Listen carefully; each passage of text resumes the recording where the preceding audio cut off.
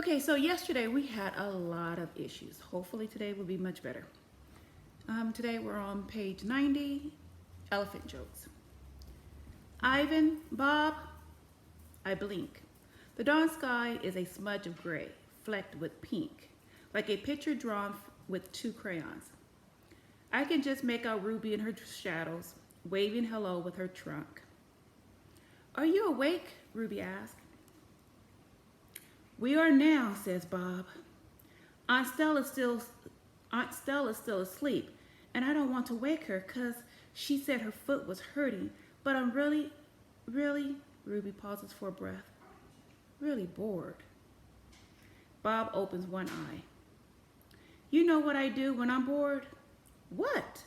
Ruby asks eagerly. Bob closes his eye. I sleep. It's a little early, Ruby, I say. I'm used to getting up early. Ruby wraps her trunk around one of the bars on her door. At my old circus, we always got up when it was still dark, and then we had breakfast, and we walked in a circle. And then they chained my feet up, and that really hurt. Ruby falls silent. Instantly, Bob is snoring.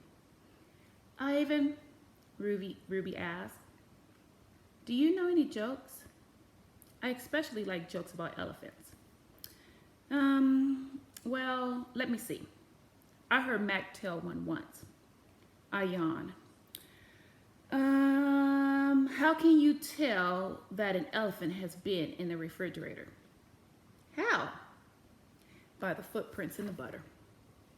Ruby doesn't react. I sit up on my elbows, trying not to disturb Bob. Get it? What's a refrigerator? Ruby asks. It's a human thing, a cold box with a door. They put food inside. They put food in the door? Or food in the box? And is it a big box? Ruby asks. Or a little box? I can see this is going to take a while, so I sit up all the way. Bob slides off grumbling. I reach for my pencil, the one I snapped in half with my teeth. Here, I say, I'll draw you a picture one. In the dim light, it takes me a minute to find a piece of the paper Julia gave me. The page is a little damp and has a smear of something orange on it. I think it's from a tangerine. I try my best to make a refrigerator. The broken pencil is not cooperating, but I do what I can. By the time I'm done, the first streaks of morning sun have appeared in flashy cartoon colors. I hold up my picture for Ruby to see. She studies it intently, her head turned so that one black eye is trained on my drawing. Wow, you made that? Is this the thing you were telling me about before? Art? And today there's a picture.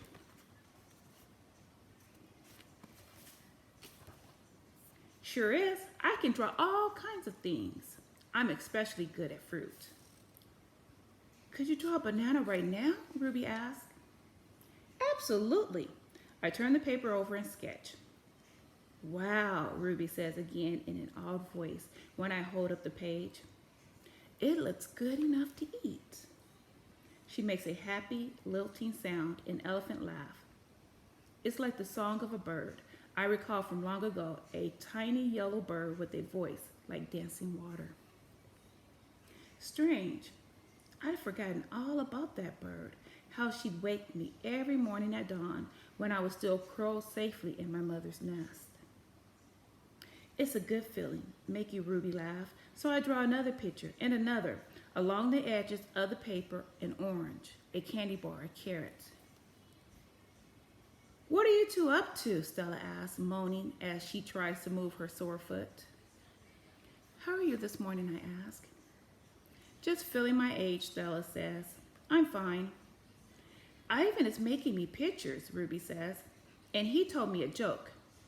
I really like Ivan, Aunt Stella. Stella winks at me. Me too, she says. Ivan, want to hear my favorite joke? Ruby asks. I heard it from Maggie. She was one of the giraffes in my old circus. Sure, I say. It goes like this. Ruby clears her throat. What do elephants have that nothing else has? Trunks, I think. but I don't answer because I don't want to ruin Ruby's fun. I don't know, Ruby, I reply. What do elephants have that nothing else has? Baby elephants, Ruby says. Good one, Ruby, I say, watching Stella stroke Ruby's back with her trunk. Good one, Ruby says softly. Good one, Stella says softly. Once I asked Stella, next chapter, children. Once I asked Stella if she'd ever had any babies. She shook her head. I never had the opportunity. You would have made a good mother, I told her. Thank you, Ivan, Stella said, clearly pleased.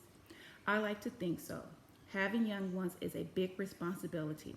You have to teach them how to take mud baths, of course, and emphasize the importance of fiber in their diet. She looked away, contemplating. Elephants are excellent at contemplating. I think the hardest part of being a parent, Stella added after a while, would be keeping your baby safe from harm, protecting them.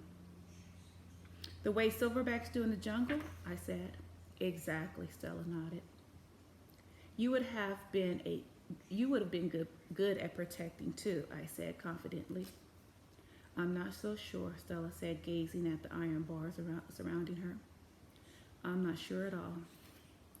The parking lot. Mac and George are chatting while George cleans some of my windows. George, Mac says, frowning. There's something wrong with the parking lot. George sighs. I'll take a look as soon as I'm done with this window. What's the problem? There are cars in it. That's what's wrong. Cars, George. Mac breaks into a grin. I think things are actually starting to pick up a bit. It's got to be the billboard.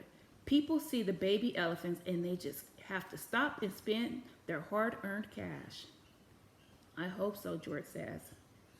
We sure could use the business. Mac's right. I have noticed more visitors coming since he and George added the picture of Ruby to the sign. People crowd around Ruby and Stella's domain, oohing and ahhing at the sight of such a tiny elephant. I gaze out at the huge sign that makes elephants stop. I gaze out at the huge sign that makes humans stop and spend their hard-earned cash. I have to admit that the picture of Ruby is rather cute, even if it doesn't look like a real elephant. I wonder if Mac could add a little red hat and a curly tail to the picture of me. Maybe even some more visitors will stop by my domain. I can use a few oohs and ahs myself. Ruby's story. Ivan, tell me another joke, please, Ruby begs after the 2:00 show. I think I may have run out of jokes, I admit. A story then, Ruby says.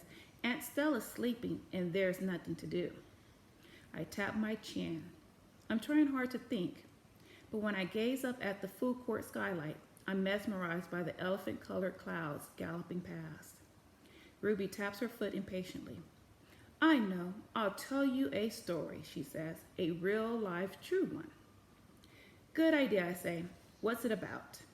It's about me, Ruby lowers her voice. It's about me and how I fell into a hole, a big hole. Humans dug it. Bob pricks up his ears and joins me by the window. I always enjoy a good digging story, he says. It was a big hole full of water near a village, Ruby says. I don't know why humans made it. Sometimes you just need to dig for the sake of digging, Bob reflects. We were looking for food, Ruby says, my family and I. But I wandered off and got lost and went too close to the village. Ruby looks at me, eyes wide. I was so scared when I fell into that hole. Of course you were, I say. I would have been scared too. Me too, Bob admits, and I like holes. The hole was huge. Ruby pokes her trunk between the bars and makes a circle in the air. And guess what? She doesn't wait for me to answer. The water was all the way up to my neck, and I was sure I was going to die. I shudder. What happened then, I ask. I'll tell you what happened, Bob says darkly. They captured her and they put her in a box and shipped her off, and here she is, just like they did with Stella. He pauses to scratch his ears. Humans, rats have bigger hearts. Roaches have kinder souls. Flies have. No, Bob, Ruby interrupts. You're wrong. These humans helped me. When they saw I was trapped, they grabbed ropes and they made loops around my neck and my tummy. The whole entire village helped me. Even little kids and grandmas and grandpas, and they all pulled and Ruby stops. Her lashes are wet, and I know she must be remembering all the terrible feelings from that day. And they saved me, she finishes in a whisper. Bob blinks. They saved you? He repeats. When I was finally out, everyone cheered, Ruby says. And the children fed me fruit. And then all those humans led me back to my family. It took the whole day to find them. No way, Bob says, still doubtful. It's true, Ruby says, every word. Of course it's true, I say. I've heard rescue stories like that before. It's Stella's voice. She sounds weary. Slowly, she makes her way over to Ruby. Humans can surprise you sometimes. An unpredictable species. Homo sapiens. Bob still looks unconvinced. But Ruby's here now, he points out. If humans are so swell, how did they get her? I'm sorry. If humans are so swell, who did that to her? I send Bob a grumpy look. Sometimes he doesn't know when to keep quiet. Ruby swallows. And I'm afraid she's going to cry. But when she speaks, her voice is strong. Bad humans killed my family.